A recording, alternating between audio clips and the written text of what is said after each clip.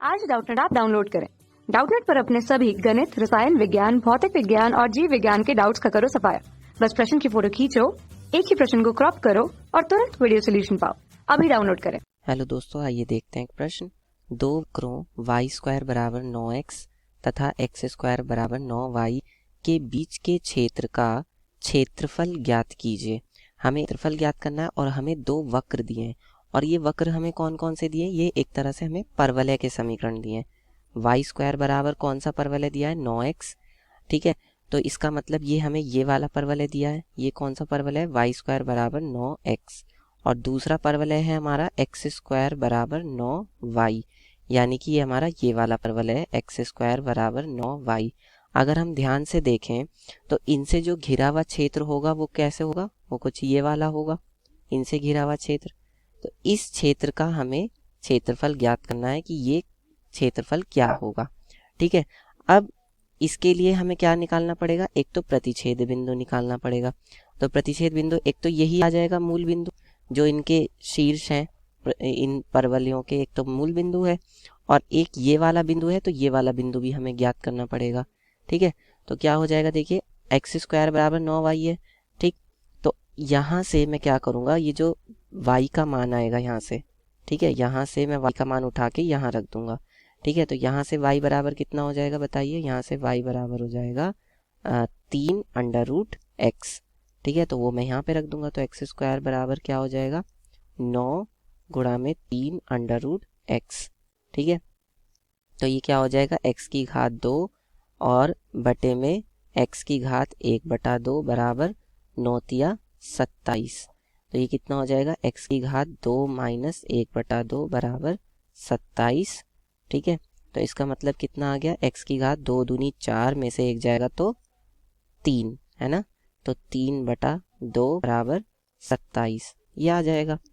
ठीक है, तो अब यहाँ पर अगर हम क्या ले लें, घनमूल कर दें, कि हम क्या कर दें, घात 2/3 कर दें। तो घात 2/3 करने पर क्या होगा बताइए? घात 2/3 करने पर यहाँ से आ जाएगा हमारे पास x की घात 3/2 गुणा में 2/3। ये किसके बराबर होगा? 27 की पूरे की घात कितना हो जाएगा? 2/3। ठीक है, इसका मतलब यहाँ तो x हो जाएगा और यहाँ कितना हो जाएगा? 3 की घात, इसको हम लिख सकते हैं 3 और गुणा में उसकी घात कितना है? 2/3। तो 3 से 3 कट जाएगा, यानी कि x बराबर कितना आ जाएगा? 3 की घात 2 यानी कि 9। तो x बराबर 9 आ गया। ठीक है, तो फिर y बराबर कितना होगा? अब देखिए, जब x बराबर 9 है तो यहाँ पर हम रख सकते हैं, तो y बराबर हो जाएगा 3 और रूट के अंदर 9, यानी y बराबर भी कितना हो जाएगा? 3 गुणा 3, यानी कि ये भी 9 आ गया। तो जो ये वाला बिंदु होगा हमारा वो क्या हो जाएगा? ये हो जाएगा हमारा 9,9। ठीक है, तो इसको हम यहाँ पर इस तरह से मिला सकते हैं ऐसे। ये हमारा x अक्ष है, ठीक है, और ये हमारा y अक्ष है। ठीक, तो और यहाँ से इसको हम इधर भी मिला सकते हैं। ठीक है, तो जो ये वाला बिंदु होगा, ये वाला बिंदु कौन सा होगा? ये हो जाएगा हमारा 9,0 और ये तो हमारा मूल बिंदु है ही 0,0। ठीक है, और ये वाला बिंदु हमारा कौन सा हो जाएगा? ये हो जाएगा 0,9। ठीक है, अब हमें जो क्षेत्रफल ज्ञात करना है वो कैसे मिलेगा? उसका सूत्र क्या होता है?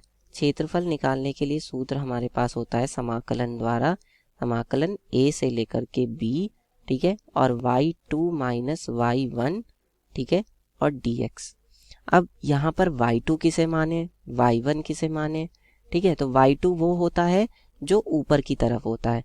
अब आप यहाँ पर अगर ध्यान से देखेंगे तो ऊपर की तरफ ये वाला है परवलय, तो इसलिए y2 तो कौन हो जाएगा?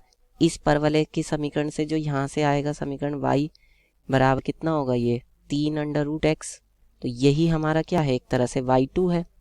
ठीक है, ये हमारा y2 है। ठीक, और जो नीचे की तरफ होता है वो हमारा y1 होता है। तो नीचे हमारा ये है, तो ये हमारा इसके परवलय का समीकरण क्या है? x स्क्वायर बराबर 9y। तो यहाँ से क्या आ सकता है बताइए?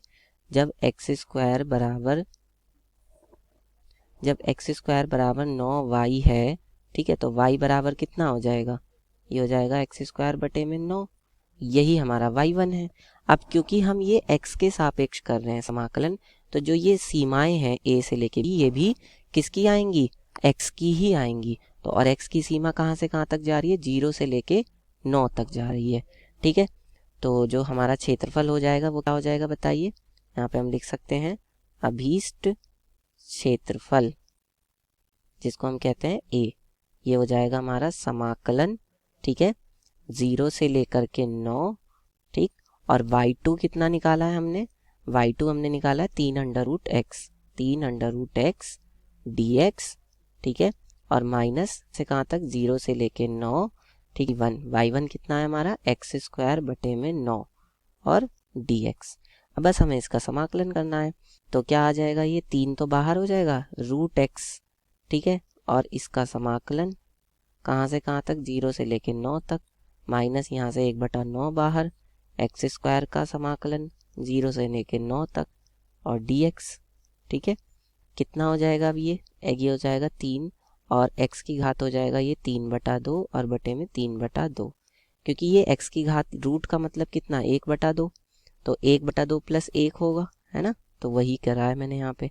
और इसकी सीमा कहाँ से कहाँ तक है, 0 से लेके 9 तक, माइनस 1/9। ये x² का क्या हो जाएगा समाकलन, x³ बटे में 3। और इसकी जो सीमा है कहाँ से कहाँ तक है, 0 से लेके 9 तक। तो ये तो हो जाएगा हमारा 3 गुणा में 2/3 पलट के, ठीक है। और यहाँ पर जब हम ये 9 रखेंगे तो क्या हो जाएगा, 9 और घात 3/2 है, इसका मतलब रूट के अंदर भी 9 आएगा, माइनस 0 हो जाएगा। और ये 1/9 और ये हो जाएगा गुणा में 1/3 और ये हो जाएगा 9 की घात 3 माइनस 0, ठीक है। तो ये कितना हो जाएगा, 3 से 3 कट जाएगा, तो ये तो आ गया 2 गुणा में 9 गुणा में √9 का मतलब 3, ठीक है। और ये कितना हो जाएगा, 1/9 गुणा 1/3 और 9 की घात 3 का मतलब 9 गुणा 9 गुणा 9, ठीक है।